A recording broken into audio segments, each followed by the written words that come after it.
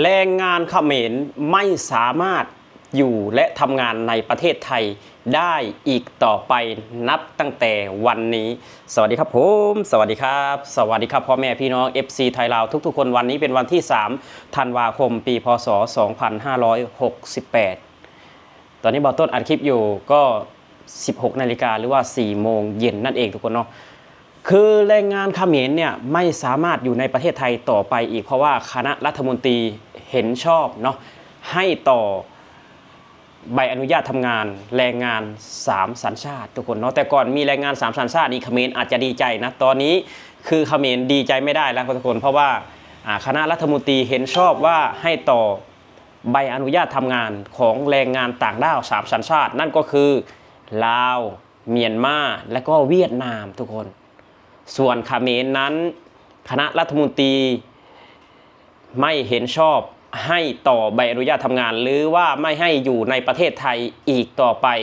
ทุกคนเนาะนับจากนี้ไปแรงงานเขมรก็จะไม่มีแล้วนะครับอยู่ในประเทศไทยเพราะว่า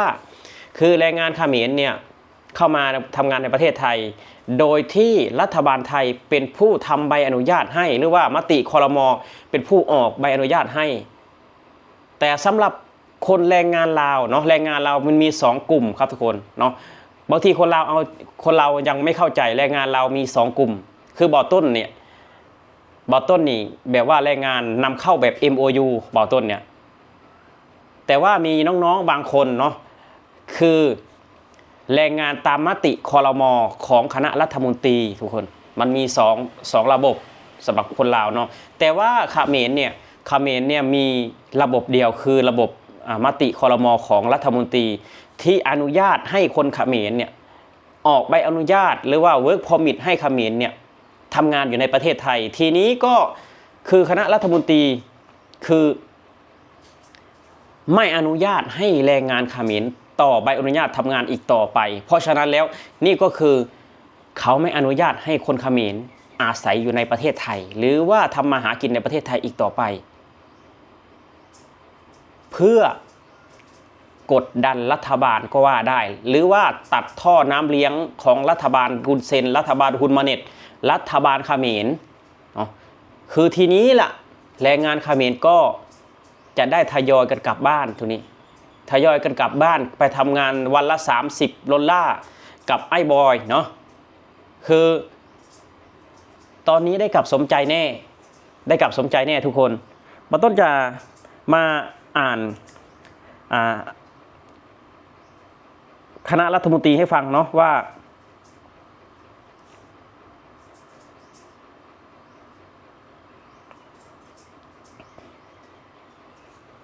ทุกคนนี่ไงครับทุกคนเนาะครม.ไฟเขียวต่อ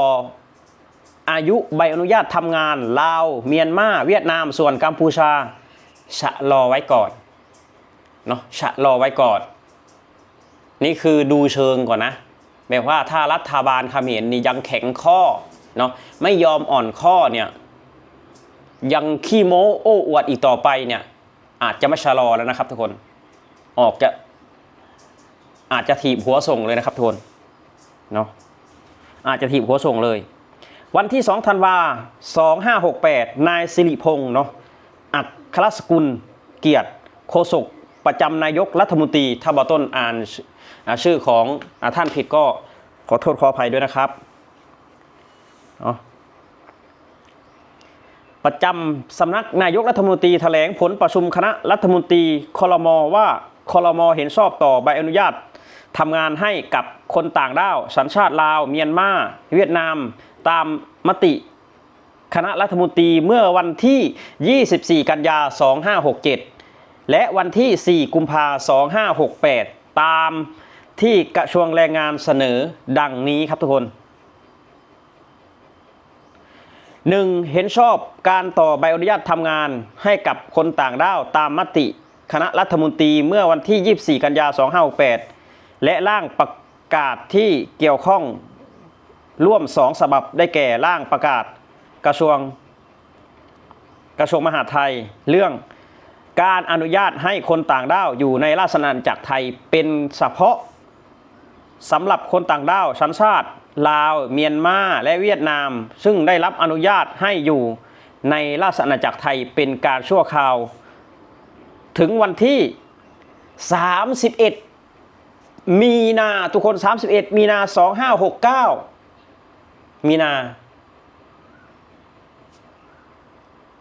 กุมภามีนาโอ้โหทุกคนเดือน3เลยเนาะหรือว่าได้อยู่อีกเดือนนี้ต่อไปก็หลายเดือนอยู่เนาะตอนนี้ก็เดือนธันวามกรากุมภามีนาอยู่อีก4เดือนทุกคนเนาะได้อยู่อีก4เดือนตามมติรัฐมนตรีเมื่อวันที่เนาะและประกอบร่างกระทรวงแรงงานเรื่องกัน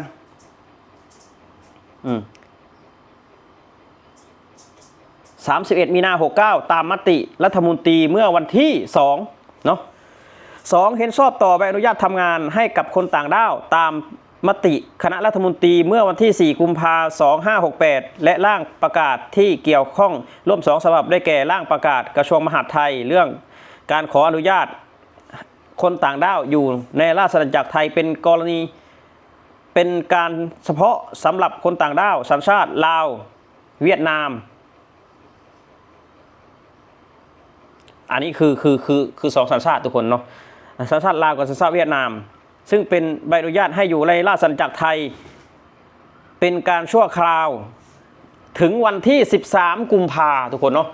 13กุมภา2569หรือว่าอีก 3-4 เดือนข้างหน้าเนาะตามมติรัฐมนตรีเมื่อวันร่างประกอบเนาะทุกคน13กุมภาทั้งนี้เพื่อป้องกันไม่ให้เกิดปัญหาการขาดแคลนแรงงานและเป็นการสนับสนุนนายจ้างและผู้ประกอบการให้สามารถผลิตสินค้าและผลิตการได้อย่างต่อเนื่องอันจะเป็นการส่งเสริมขีดความสามารถทางด้านการแข่งขันของประเทศจริงจำเป็นต้องกำหนดมาตรการผ่อนผันให้คนต่างด้าวตามมติคณะรัฐมนตรีดังกล่าวอยู่ในราชอาณาจักรไทยและทำงานต่อไปได้อย่างถูกกฎหมายในส่วนทุกคนคือแรงงานเขมรฟังนี้นะทุกคนในส่วนของคนต่างด้าวสัญชาติกัมพูชาจำเป็นต้องชะลอการดำเนินการไว้ก่อนเนื่องจากสถานการณ์ความไม่สงบบริเวณชายแดนไทยกัมพูชากลับมามีความอ่อนไหวอีกครั้งคือชายแดนไทยกัมพูชาตอนนี้อ่อนไหวอีกครั้งเนาะก็เลยชะลอการต่อใบอนุญาตทำงานของคนเขมรไว้ก่อน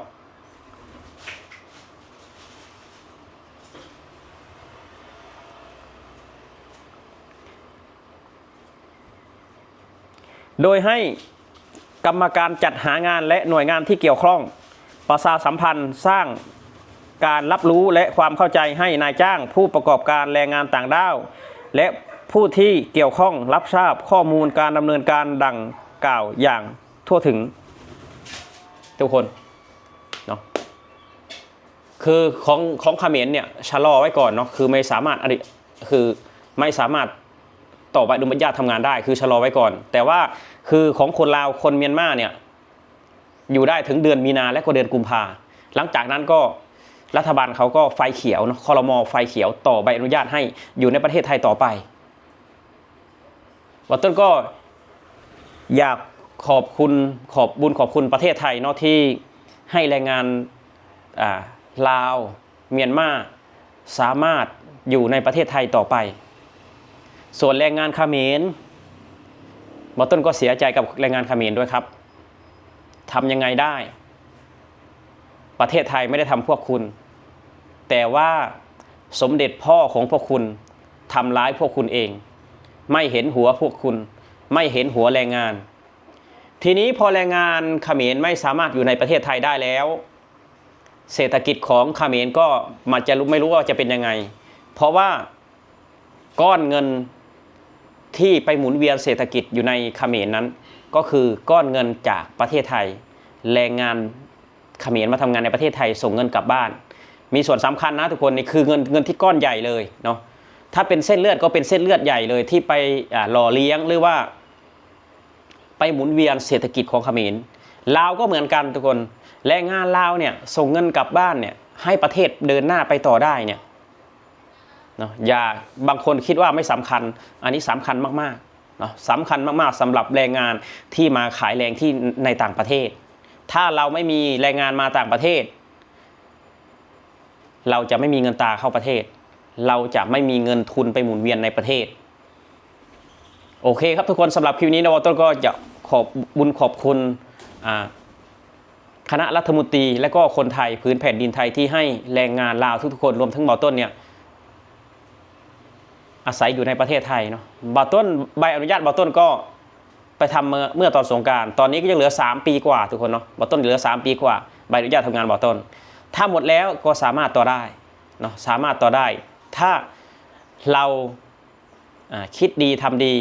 และไม่ทำร้ายประเทศไทยเราอยู่ได้นานๆครับทุกคนโอเคครับผมสวัสดีครับ